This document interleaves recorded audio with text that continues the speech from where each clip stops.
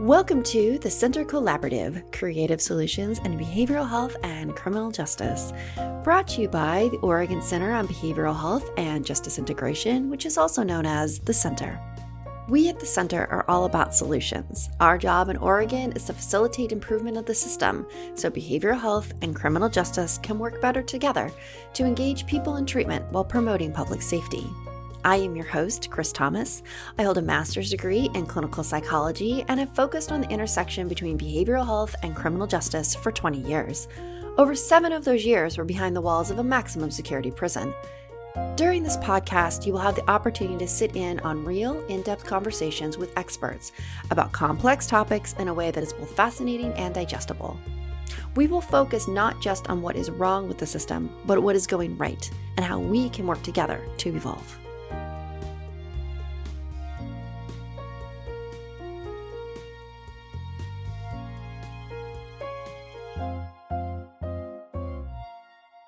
I am joined today by Stan Gilbert from Klamath Basin Behavioral Health. He's the executive director there, and I have had the opportunity to know Stan for quite a few years. Every time I talk to Stan, he blows my mind with the innovations and collaborations that occur in Klamath County. Some of the highlights that you'll hear today during our conversation include collaboration between behavioral health and probation, where offenders who are released from prison are meeting with behavioral health on the same day that they meet with their parole officer because behavioral health is embedded in the PMP office. We'll also get to hear about how KBBH has arranged to be a certified yoga instructor school so their QMHPs are able to get certified in yoga and body work for trauma. We'll discuss some of the neuroscience behind body work for trauma and how the yoga program is going for KBBH. I think that you'll be blown away while you listen to our conversation today about what happens in Klamath County, and I look forward to you joining us. Welcome, Stan. I'm so glad to have you with us today. Thanks, Chris. I feel honored to be invited to do this, so thank you. Absolutely. Well, it's an honor to have you with us. You and I have known each other for quite a few years, and you've done a lot of innovative things in Klamath County. When we first met, Well, thank you. Oh, absolutely. When we first met, I was working at the Health Authority, and Klamath County was one of the focus counties for aid and assist or fitness to proceed. And you all have done a pretty incredible turnaround with your numbers. I was wondering if you wanted to talk about that for a bit. But I guess, first of all, we should probably, for our listeners, talk about what aid and assist and fitness to proceed is. Well, we were actually the 7th highest utilizer of Oregon State Hospital for aid and assist evaluations. Under Oregon statutes, somebody who's been arrested and is facing trial legally must be able to aid and assist in their own defense, which means they have to be able to understand court procedures. They have to be able to communicate effectively with their defense attorney. They have to be able to understand what the judge's role in this and how the court proceedings work. They have to be comfortable with that process, and they have to be able to participate actively in that process and not be disruptive in the court or create any kind of issues or problems that might disrupt the court proceedings. And of course, sometimes people aren't able to do that due to a healthcare condition or mental illness or traumatic brain injury. There are several reasons why somebody might not be able to effectively aid and assist in their defense. The assist part comes in also, and those people there needs to be an attempt to restore those people to a position where they can aid and assist in their own defense and communicate effectively with their attorneys, communicate with the court, understand the proceedings effectively, and be aware of what's happening about them and to them so they can fairly and equitably aid that process. So that restoration can be a difficult process under certain circumstances. And there's a question about who can do it most effectively. Our state hospital has actually been filled up many times, most of the time these days, with clients that are there specifically just for aid and assist restoration. That clogs up the hospital. It uses up their beds. So we can't get other kinds of cases into the hospital, like civil commitment cases or people that are very mentally ill and need treatment there. Those beds are often filled with aid and assist clients, and it creates a big backlog throughout the mental health system. It's a problem for Oregon Health Authority. It's an issue for the hospitals. So there's been a strident effort over the last few years to try to focus on restoring people locally when that's possible. And it's actually quite a process. There is new legislation that's being planned that will come before the legislature in the 2021 session. There's a lot of discussion about this. There's been some controversy. It's really quite a thing. And the goal is to try to reduce the number of beds used for aid and assist at the state hospital and try to restore as many people at a local level as possible. Aid and assist, or fitness to proceed, whatever vernacular you're using, there's quite a few names for it. So it gets a little confusing, right? Yeah, right. Competency restoration, Yes, it does. fitness to proceed, aid and assist. I think there's some others. Am I missing any others? Because I have a feeling that there's more than that. Well, those are the ones that I think are most commonly used. We all know what they mean, in the mental health business. Fitness to proceed is one. Aid and assist is another one. We oftentimes just refer to the statutes that govern these things. So it could be a 370 evaluation or a 370 placement or 365, which just complicates the issue further. It's a complicated issue, and then we have all these names for the same thing, which just complicates it further. And people, so as folks are listening to us, Stan and I might use these terms interchangeably, and we're talking about the same thing. It's just that there's a lot of vernacular for the process. There's a lot of jargon. There is. We use a lot of initials. We do. And I try and catch myself when I'm doing this to let folks know, because I can definitely go down the jargon land myself.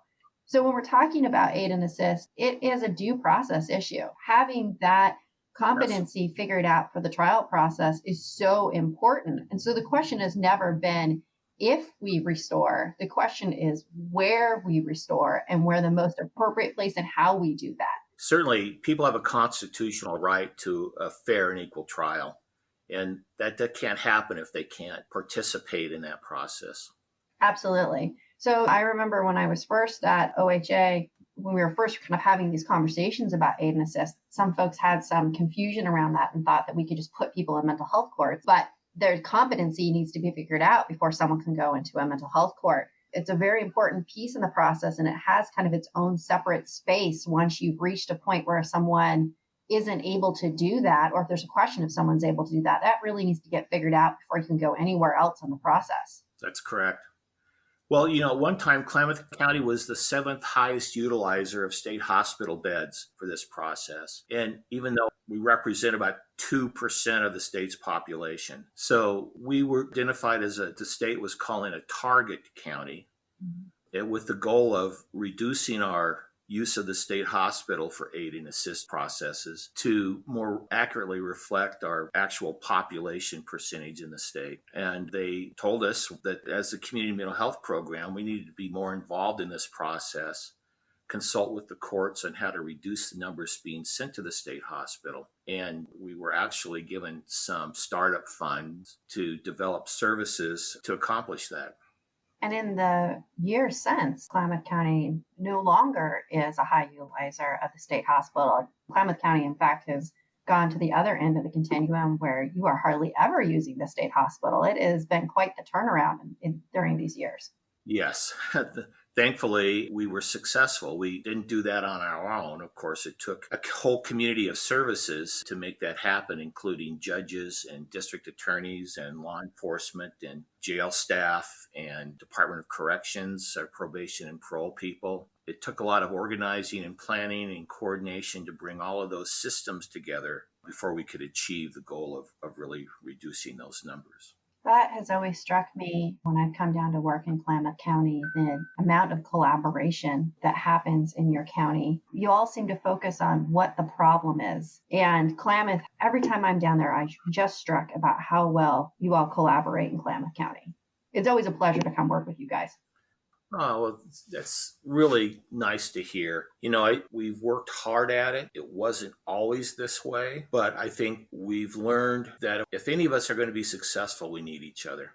And I think actually we're fortunate in some ways in Klamath. We're really kind of isolated geographically. We're 80 miles from Medford over a mountain pass. Bend is 140 miles to the north of us. There's not much of anything to the east of us until you get to Boise.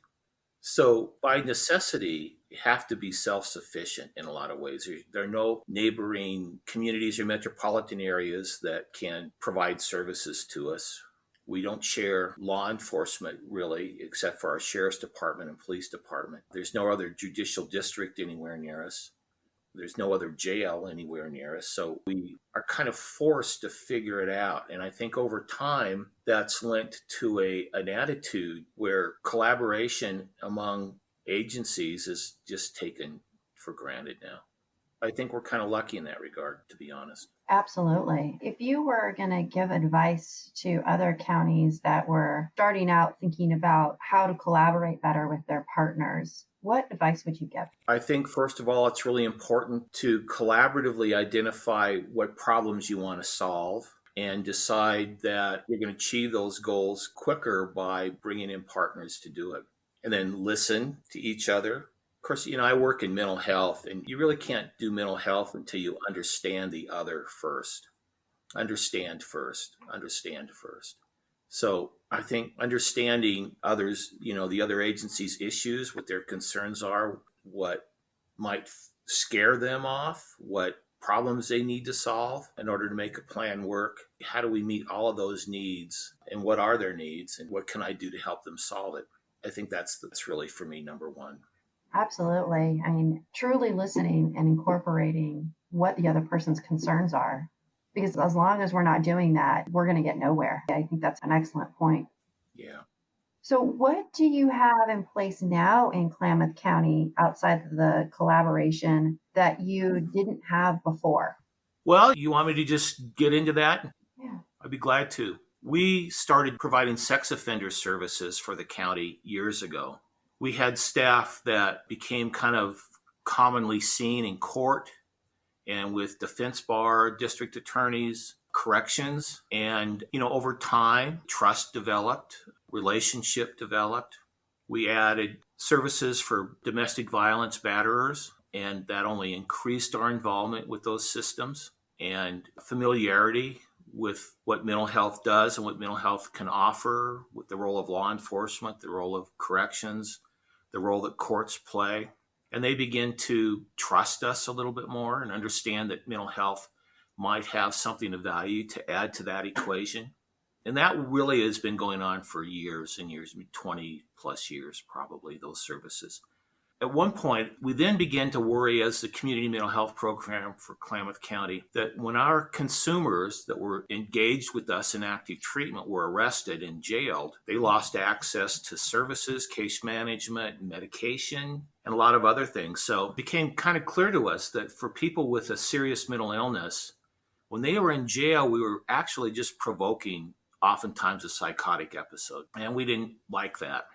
So we worked with the jail and asked if we could come into the jail and assess our clients who had been arrested. We started looking at the jail report every day and identified our consumers that had been jailed in the last 24 hours. And the jail agreed. And so we would send staff in there and we would make sure that if they're on a medication plan that they needed, we made sure that they would have access to that medication while they were in jail. That was huge. I mean, to be able to do that was huge because, under federal law, Medicaid, Medicare benefits are discontinued upon the point of incarceration. So they would have no means to pay for medications in another way. So we would provide the jail a supply of psychotropics if that was needed. We would meet with them in jail. We would assess them. We would assess their mental health. And that proved successful. The jail liked that process. It made their jobs a little easier. We were happy with it because people would come out of incarceration and they wouldn't have lost their gains. That worked out well. And attorneys found out about it. Judges began to hear about this. And we were asked to attend arraignments for our consumers so that we could consult with the judge around their mental health status, what their needs were, what their treatment regimen looked like, and why it was important to maintain that. And so we began to have a presence in the courts more specifically at that time. And that led, of course, to entree to the court system. About the same time, our Department of Corrections received a Justice Reinvestment Grant, which was a huge boost for our community.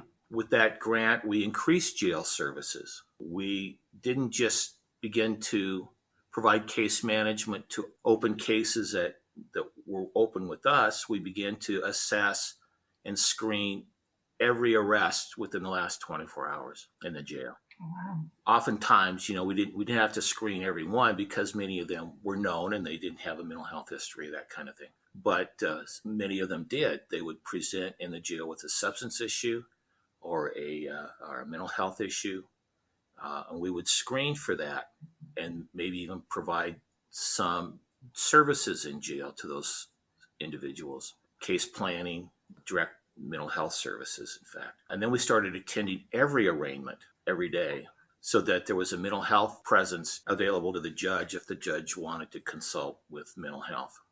Also under that adjustment reinvestment grant, that grant actually pays to keep one of our jail pods open, and we began to work with corrections to make that a treatment pod. It's the smallest pod in the jail. And individuals in the jail that were even there because of a probation or parole violation, we provide services to that group on a daily basis. So right now we're doing 4 groups a day in C-Pod, and that includes substance abuse services and mental health services. And those are gender specific. Wow. We began to place our staff on site at the parole and probation office. They actually gave us their downstairs facilities, and we have staff there every day providing reentry mental health and SUD services to people coming back into the community or those that have had a violation. That's really a slick model, I think. So somebody comes back to the community under a reentry plan.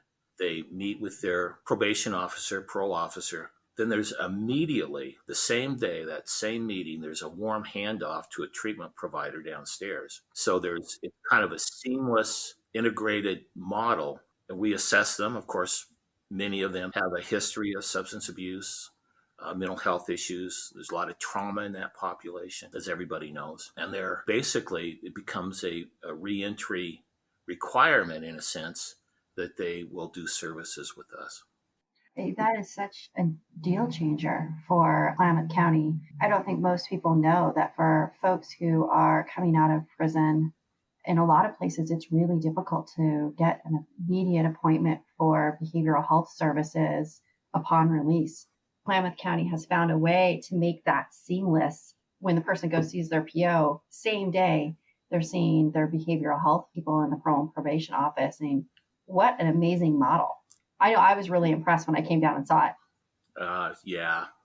Give a lot of credit to corrections. I mean, that wasn't an easy thing for them to do. And actually, they really initiated this. I mean, we're happy to put staff there, but they are all in on it. I'll say this too. We have an electronic health record that we use where we, of course, chart all of the healthcare plans and services and everything else. It's a really important piece of what happens in healthcare. And we're able to give rights to some of their staff so that their probation officers can actually enter into that electronic health record. It's legal, it's Medicaid allowable, there's no HIPAA breach. We've checked all of that. And so it's become truly an integrated issue. A lot of their POs are actually also qualified mental health professionals. They have a couple of them up there.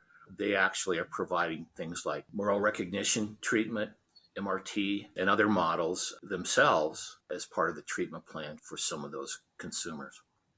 So what kind of documentation are parole and probation putting in the electronic health system? Notes about the service, the MRT services they're delivering. Wow, that really is seamless. I hadn't heard about that new piece of it. That's a great addition. Yeah, I could go further with that too, because they're certified qualified mental health professionals, and they're working under our supervision and our certificates of approval. They can also bill for those services. Oh, wow. And generate a little bit additional revenue. It's not a lot, but it's something. But the MRT is actually covered where it wouldn't be otherwise. Well, if there's an appropriate mental health diagnosis and they meet the Medicaid criteria for medical necessity and all those other things, it's not for every consumer they have, but it works for some of them. Oh, wow. So we started doing that, and that began to kind of bend the curve. Their numbers started to improve. The CJC data on that population, the graph started to trend downward in terms of recidivism. We could demonstrate value to doing that.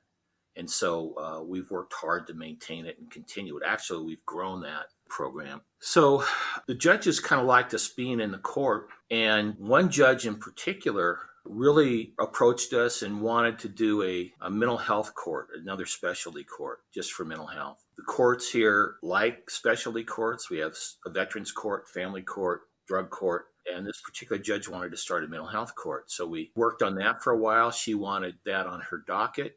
And we were able to pull that together with support of the other judges and jail staff and all the other people that needed to cooperate with that. And that's worked out also really well. We had a really high abscond rate, as many of you can imagine. They would be arrested, released, never show up again, disappear, couldn't be found until their next arrest. Our abscond rate has dropped like 90% among this population. Wow. Yeah, it's been remarkable. And we started what we call our BIC court, Behavioral Intervention Court. It's a little bit different kind of court. It's not run exactly like a drug court. Our philosophy is there's no escape from treatment. And so if you relapse, if you have another psychotic episode, or if your mental health issues go south, we aren't going to throw you out of that court for anything. You're going to come back. We're not going to let you escape. Oh, wow. So can you talk about how that's a little bit different in philosophy from some of the other courts and how that's worked out for the BIC? Well, in some of the other courts, actually the federal blueprint for some of those courts are that if you violate a UA or if you relapse, you're actually discontinued from some of those courts. And we approach it a little bit differently than that. It's actually been very successful. We've had a couple hundred people go through that court now. At any one time, we probably have 50 to 60 active participants. They all they're actively engaged in treatment with us. We use our supportive housing programs through Oregon Health Authority to get them off the street, we have a supportive employment program. Again, that's through Oregon Health Authority. So we're looking to get them employed, and we try to move them out of supportive housing into more independent housing. And really, we try to put them on a road to recovery. And we've had, thankfully, some success in doing that. We've had several graduates of that program, and the recidivism rate is really low. It's like 4 or 5% among those that have graduated. We provide a lot of services to those people. We also have an assertive community treatment program, which is for seriously mentally ill people. It's really kind of an intensive outpatient program for that population. And many of these folks end up we call it ACT, for assertive community treatment. It's an evidence-based model that most CMHPs are operating in the state. We also have an Esa program, which is very similar to Esa's early assessment and screening. And that's for younger people that are having their first psychotic break or their first bout with serious mental illness. Some of those have been through our BIC court as well. And of course, they also are receiving a very high degree of care in the community. We also do a lot of substance use disorder treatment with this population and monitor them closely. And we do our very best to make sure they don't fail in treatment, that they stick with us. If they do go south on their program, we will work with them to pick them up and get them back in as quickly as we can. Actually, over the last, it sounds like I don't want to sound arrogant. I really don't. That's not my intention. But that court was successful to the point where now all the other specialty courts have asked us to come into those court dockets as well to be available to consult in those courts too. So we're now in family court, veterans court, drug court. Even though we don't operate those courts, we don't operate the drug court, another provider does, but we're there to be a consultant to the judge in those hearings. What was the difference in your recidivism rate for the BIC versus those other courts? It's a significant difference. Yeah. Well, it makes sense that Wade wants you to come in and consult. You've had quite the success, and it hasn't been very many years that you've been doing the BIC. It's been about 3 years. I think it's about 3 years now. For the Behavioral Intervention Court, there's an assigned assistant district attorney to that court. We meet before every court docket with the defense attorneys, the assistant district attorney, judges often in those meetings to listen. And actually, what's happened over time is other agencies have now come in to participate in all of those kinds of planning meetings. The Klamath tribes are there. There are youth serving and family serving agencies, others other than Klamath Basin Behavioral Health, who attend because some of those agencies have consumers or family members that they're associated with in that court. And so it's really become a big kind of consultation meeting, much like we do with the children's wraparound program. We're doing these kind of wraparound meetings every week with cases that are in that court to make sure they're all getting the right services in the community at the right time. And the conversations we've had before, it's made me think about the success of Klamath County with their fitness to proceed numbers. One of the big reasons that you have had the success that you have is that you haven't just focused on the aid or assist or fitness to proceed population, that your focus was getting people into treatment before they hit that place. And that is how you've brought down the numbers, is either through civil means or early intervention in jail before people decompensate. Aid and assist for us is just another step along the path. Because we'd had those relationships with the court and corrections and law enforcement and jail. It was just another really one, hey, we can do this. Hey, why don't we try this? This could work. And yeah, let's do that. Yeah, that sounds great. Let's do that. And then we built it. Nimbly filling the gaps together. Exactly. That's exactly right. And aid and assist was a little harder, because it's really asking courts to change their procedures. Mm-hmm. I think we've been working to create a culture that jail diversion is successful for a lot of populations, not for every. We're not doing this with serious felony crimes. They're mostly misdemeanors and non-serious prison crimes, prison time crimes, and substance abuse. Everybody found that there was some success in doing this, and it was making life easier for a lot of other organizations, a lot of other local agencies. I think there was certainly more of a willingness to try new things. And aid and assist was just another piece along that. So, it took a while to get everybody to buy in. Our DA was on it immediately. She loved the idea. The one judge that was doing our behavioral intervention court was all in on it. It took a while for some of the other judges I think they were never objecting to it, but the idea of remembering that the community mental health program has to be consulted by the court to see if the case can be restored locally. Remembering not to just send everybody off to the state hospital. Remembering not to just under what they call the 365 statute, you can send somebody to state hospital to be assessed whether or not they can aid and assist. And that's just another, at the time we were one of the target counties, almost everybody went to the state hospital just to assess them to see if they could aid and assist in their own defense. We can do that locally. There are forensic evaluators that are equipped under statute to do that. We've now developed some skills in determining whether or not we think we can restore them locally or they need to go to the hospital to do that. But all of that had to be put together.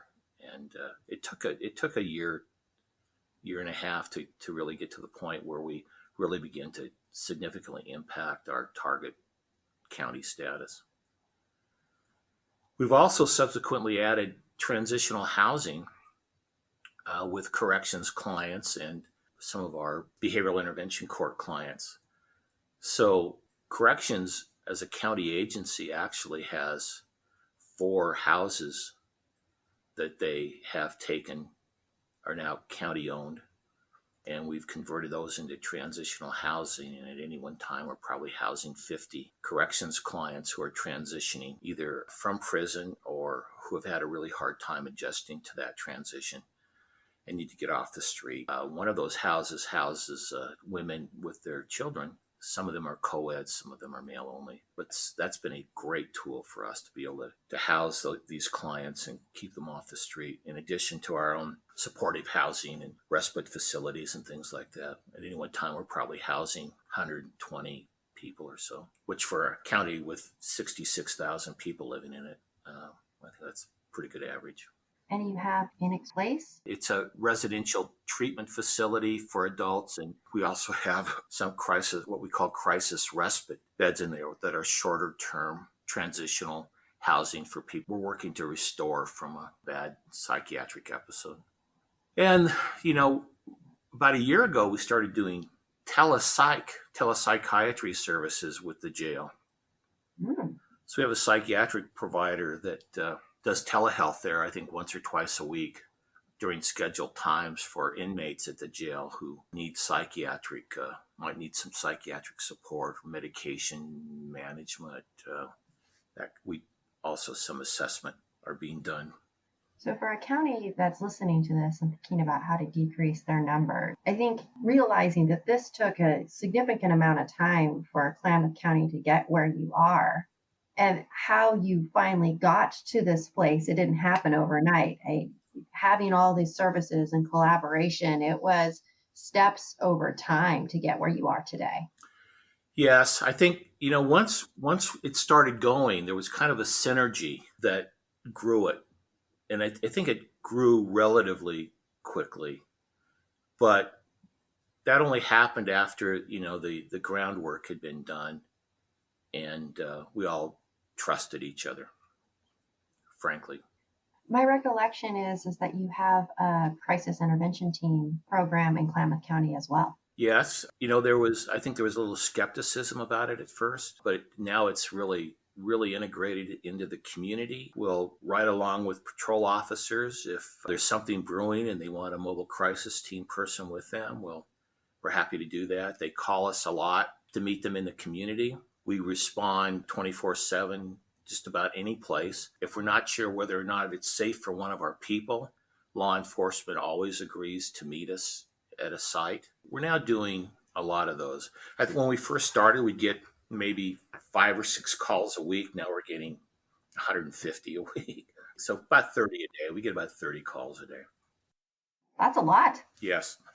And that's around the clock. How are you, because I know that has been a struggle for some folks, the 24/7 staffing for mobile crisis. And it sounds like in Klamath, you have the need for it. How did you figure that out? How do you handle the staffing piece of that? Do you always just have people on, or are they like a veritable relief? How does that work? We didn't start 24 hours a day. We started about 10 hours a day. As we got busier, and we were able to grow the team, add more staff, and now we're 24/7. I should probably mention this too, Chris. We also were selected under a federal demonstration project to become a certified community behavioral health center. It's a federal demonstration site project that started in 2016. There were only 12 states selected to do this. Oregon was one of them. And there are 12 sites in Oregon that were selected to participate in this, and we were one of the 12.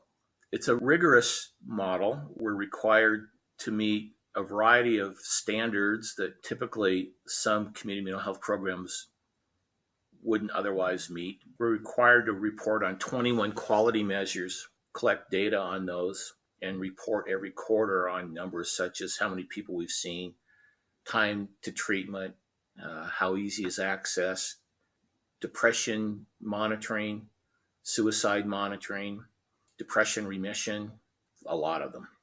But the advantage to it is we're paid on a cost basis. So that gave us some financial flexibility to start new things, try a lot of these programs, because we knew that we could financially cover the cost of it. It's a complicated model. I could probably spend 2 weeks talking about the CCBHC. I can tell you, I was first licensed as a mental health professional in 1978. I've been doing this a long time. The CCBHC model is the best thing to happen to mental health in my career. And it is something that I think Oregon should embrace, expand. It has changed my community. I think if you talk to local stakeholders, I think they would agree. It makes us more flexible, more nimble. We're not constrained by traditional payment and funding methods. Mental health has been underfunded in this country forever. I know I have a strong bias, but it's really true. It's an underfunded system, and that's why there's so much frustration, I think, around the country with the availability of mental health. We see anybody that walks in the door. We have same-day access. You walk in, you're going to get help. You call, somebody's going to help you. There's no waiting list. You can schedule an appointment if you want one. Many people do, but you don't have to have one. Somebody will help you. That and a lot of the things we've added are financially stable. Once we get these things going, we're able to cover the cost. But it's allowed us to try things that maybe otherwise we wouldn't have feigned to try. How is that different from the traditional model? It's historically been an underfunded system. So it's very different in mental health, particularly public mental health, community mental health. It's very difficult to cover your cost for anything new because the system only pays for what's existing. That makes sense. And no community mental health program that's not a CCBHC has enough financial resource to take risks on new stuff that you don't necessarily know is going to work or pay for itself. So, for instance, how we were able to expand our mobile crisis team so quickly, instead of having one person for an 8 or 10-hour shift, we now often at peak times have 2 people with backup available. That couldn't have happened without the CCBHC. We just couldn't have grown it like that. So the way that it works financially looks very, very different than traditional funding that we have through the state for CMHPs and Medicaid. Yes, every year we have to do a cost report that identifies how many services did we deliver, how many consumers did we see, what was the cost of delivering those services, what were the outcomes from those services, because, and I agree, they don't want to pay us for nothing, so we have to show results. It gets reviewed by the state and actually by the feds. And if they agree with our cost report, then they begin to reimburse us for our services at our actual cost, not just on what the traditional Medicaid payment would be. Wow. That is quite the game changer. Game changer. Game changer. Yes, it does cost more to pay us that way. However, I can show, for instance, that we're not sending people to the state hospital that costs close to $1,200 a day now. Our psychiatric admissions to the emergency department are significantly down, which is a huge cost reduction to them. We're not saving money as a provider, but other systems are saving a lot of money because of it. And it isn't because there's less need now. It's just that the need is being addressed at a lower level of care than at the emergency room or the Oregon State Hospital, where folks are able to stay in their homes, stay in the community, have their needs addressed, where it doesn't end up in the really high level, somewhat trauma inducing and expensive levels of care because you're taking care of it when it first comes up. Yes, we're less expensive than prison. We're less expensive than the hospital. We're less expensive than the jail. Hey, that's the take-home message right there, right? When we talk about funding and behavioral health, one way or the other, we're paying for it, whether it's jails, hospitals, emergency rooms, prison, or we fund behavioral health. Yeah, and the data in mental health too, our data shows that 80+% of the people that we've worked with report that it was a good experience and they benefited from it. 80%. I hate to tell you that's better approval rating than medicine gets. I'm always impressed every time I talk to you. It's always something new, Stan. It's always every time I talk to you, you always have something cool and new that you all are collaborating on down in Klamath County. And it's always such a joy for me to hear about what new project you have going on.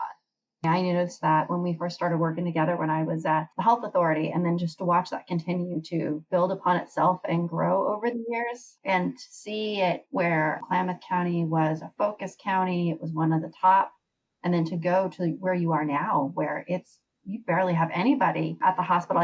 I know for fitness, but I think for civil as well. Isn't that right? Yeah. That's huge. And it's not because you don't have need. Yeah, that's very true. That always blows me away about the work that you're doing down in Klamath County. Is that huge turnaround. And it's not because it got any easier. It's just that you work together to find ways to do things differently.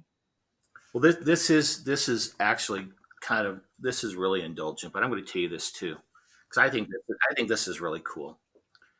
So, there's been some really good research and results on trauma and the impacts of trauma. Of course, we all know about the ACE study and the impact of early childhood trauma, but it's really gone much further than that because we have a much better understanding now than we did just 10 years ago about how to successfully treat trauma and different stages of trauma and how to understand those and when did the trauma occur. There's a difference between prenatal trauma and postnatal trauma and adult trauma and how the brain has reacted to those traumas. And we know that for many traumas, traditional kind of talk therapy isn't initially effective and it turns people off and actually gets them to walk away.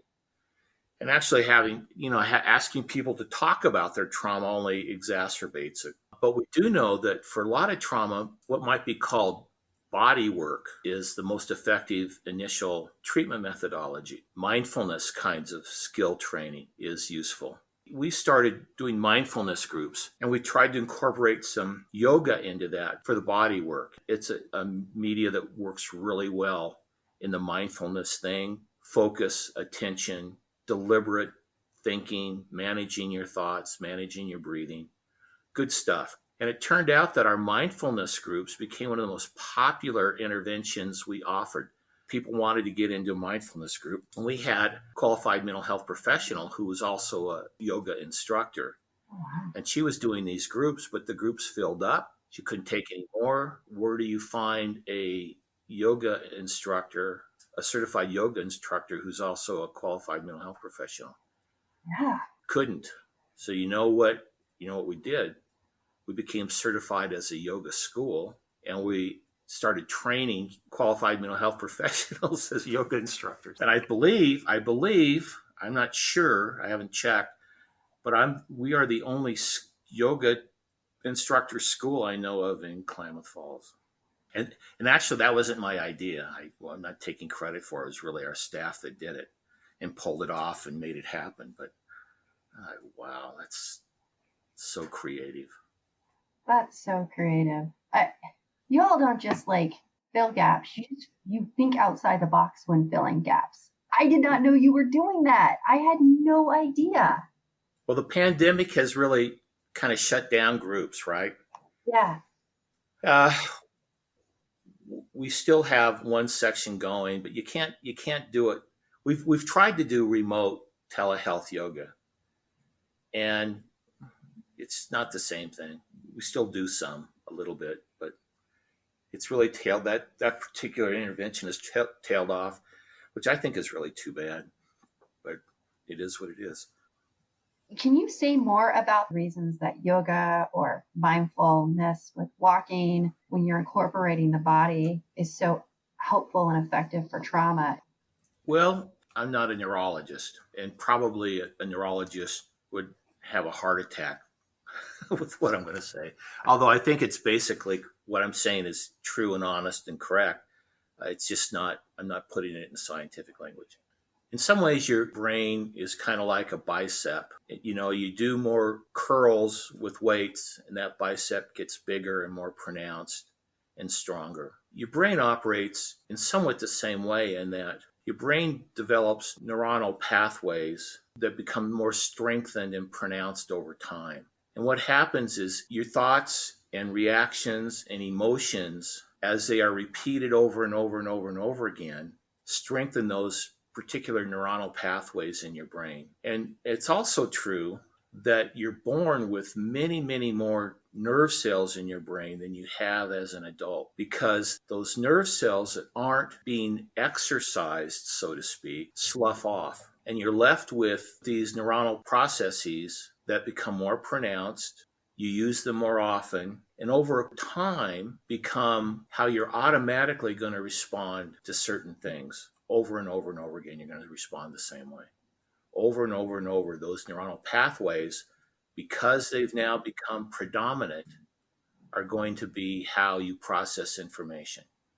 And everything you think, see, feel, believe, understand, how you see the world is all happening between your ears, above your shoulders.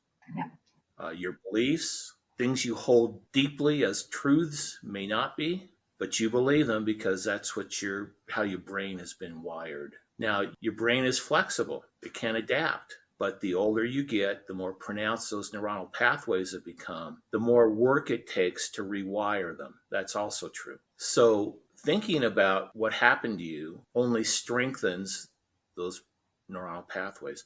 Processing information through those neuronal pathways only strengthen those neuronal pathways. So people have been exposed to a lot of trauma, who have been heavily traumatized or even a little bit traumatized, have learned, I'll say this too. So everything that comes into your brain first comes in through your midbrain level. You have a lower brain, midbrain, cortex. Everything that comes into your body that you become aware of comes in through your midbrain. And that's where emotions are largely processed. And so the first thing that comes into your head is going to produce an emotional response. And if you've learned that the world is scary and fearful and bad things are going to happen to you and you have to be afraid of a lot of stuff and everything is a threat, everything that stresses you out is a threat, and you have to defend against that threat, because the way your brain has been wired, that's what it's going to be. It's going to be everything stressful is going to be seen as an attack that you have to defend against. And you're an animal, so you have two choices. You can run from that threat or you can fight. And there are a lot of ways you can run: substances, relationship issues. There are a lot of ways you can run, and there are a lot of ways you can fight. Anger, bitterness, a lot of ways you can fight. So how do you avoid processing information through the midbrain, which will only strengthen those neuronal pathways? How do you do that? You have to find another way to have that information enter, and body work is just really mindfulness. Here's another thing. So if you don't react at a midbrain level, if you kick it upstairs, think, consider, reason. What am I doing? Why do I think this way? Why did this happen? What am I doing? Is this the right thing to do? That's your cortex. Human beings have this amazing thing that makes us different from apes or dolphins. We have this huge amount of cortex. You can see mine. I'm bald. We have this amazing thing that can reason, think, consider. But if you're reacting at the midbrain level and you're not kicking it upstairs to think, consider, reason, your reactions are all emotional. And having the body work with it helps kick it upstairs? Yeah, because you're being mindful. You're in a different state. You're not reacting, right? Mm-hmm. You have a chance to be more meditative. You have a chance to reason, think, consider. So you're walking down the street and you hear a big bam behind you. You're going to get this kind of response. Always, you'll get this immediately. But most people, hopefully, will think, oh, that's just a car backfiring. I'm not in danger. I don't have to run. I don't have to dive on the sidewalk. I'm safe. I'm okay. See, that's the emotional reaction followed by reasoning, thinking. Somebody who's been traumatized in certain ways will hear that, and it takes them forever to calm down because it'll be jittery. They'll be upset. It might ruin their whole afternoon, because it's had a different neuronal pathway take over. And it's being processed at a different place than in your place of your brain that can think and consider and reason. It is a really cool program and a great explanation of how important body work is and trauma work. So what new programs and partnerships are on the horizon for Klamath? Whoa, great question. We're opening a new building in another month or so. We've been working on this for a couple of years. We're opening up what we're calling the Link Access Center, which will include some sobering beds and some walk-in capacity for people who can't otherwise get to one of our facilities. It's in a different location in town. We're hoping that'll provide some easier access for consumers who might not otherwise be able to get to one of our other facilities. It's also going to have some secure residential treatment beds. That's, again, another collaboration between ourselves and Sky Lakes Medical Center. and jail staff, the jail commander, sheriff's department, city police, Klamath County, city of Klamath Falls, and Klamath tribes. That'll be a 24/7 facility. Kind of excited about that they're just putting the final touches on the construction of that building. To be honest, it's a little scary for me. There's no revenue really that generates from sobering, for instance. Yeah. But we're going to see if we can't tackle that issue as a community. Again, that's really a partnership. It really is. It's another collaboration. So speaking of revenue and collaboration, as you were talking, I was thinking about how it isn't just the working together and everybody looking at the problem. I'm curious about revenue and how you're funding projects. Is there a lot of braided funding that happens in Klamath County between partners? So everybody's a little bit in? Absolutely. All those agencies that I just named have collaborated in funding for this. And I imagine that makes a big difference. So if everybody is working together and is putting in a little bit of braided funding for this bigger project, it isn't as much of a barrier for as one agency or two agencies trying to figure out how to fund these innovations in your community. That's correct. Sobering in the jail is expensive. Sobering in the emergency department is way expensive. Jail doesn't provide substance abuse treatment. Neither does the ED. For us, we're hoping this is going to be an entry point into a pathway to treatment. That's what we're going to be intending to do. While at the same time, walk-in access, I think more walk-in access will be really valuable. And we certainly need more secure residential treatment facilities. We don't have an acute psych unit in Klamath County or anywhere near us for that matter. So adding some more beds would be valuable for us. Your sobering center, will that be a drop-off too for law enforcement if they come across an individual? So instead of taking them to jail or the hospital, they would take them to the sobering center for the services there? Yes, there's a Sally port for them to drop off in. We can maintain custody if needed. Oh, wow. We hope we don't have to do that often, but we'll be able to.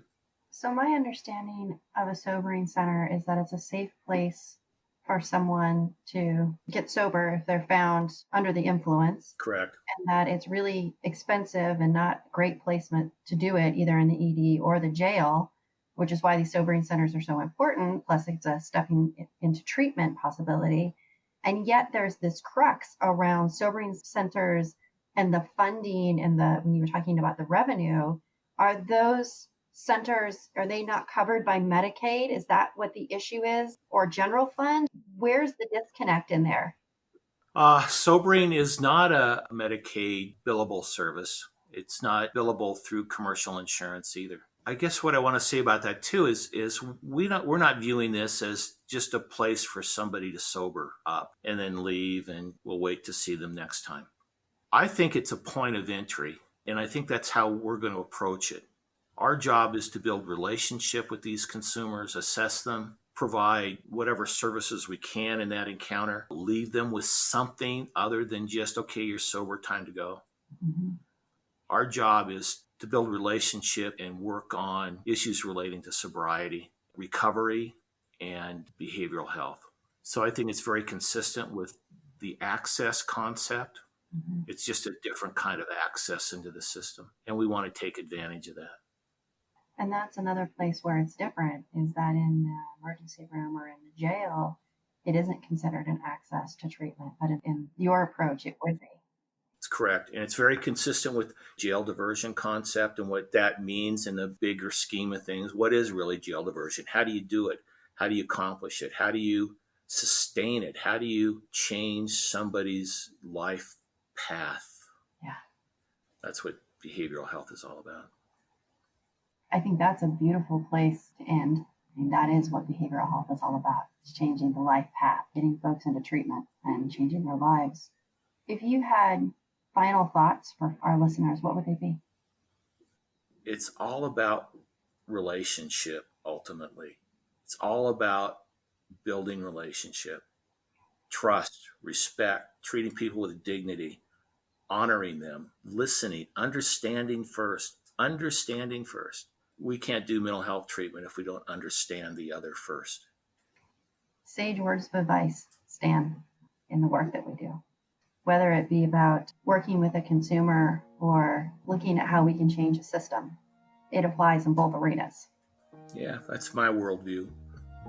Well, thank you so much, Stan Gilbert, the Executive Director of Klamath Basin Behavioral Health, KBBH, for joining us today on the podcast.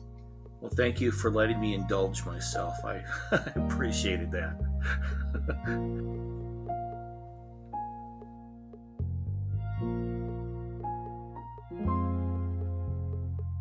The Center Collaborative is a production of the Oregon Center on Behavioral Health and Justice Integration, a specialized division of Greater Oregon Behavioral Health Incorporated.